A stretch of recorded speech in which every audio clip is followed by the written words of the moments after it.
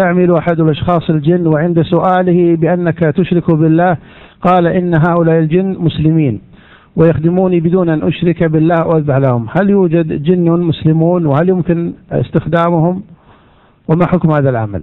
أما الجن المسلمون فموجودون. الله يقول في سورة الجن وأنا منا المسلمون ومنا القاسطون، ويقول أن منا الصالحون ومنا دون ذلك. لكن راح وقف في الشرطة الآن، شوف من اللي متهادين ما هم مسلمين، ده اللي يجيك يصب دمه والثاني يزبد عليه، مسلمين ولا لا؟ طيب لا تهديت ويا الجني وش تسوون؟ اتخاصمت ويا الجني، ها انت مسلم وهو مسلم لكن تخاصمون. واحد جاني يوم من الايام ظهرت عليه لنا عند بابي، قال لي ابى اتزوج جنيه وش رايك؟ قلت يا اخوي الحين حنا متعبات نزل ومدوخاتنا.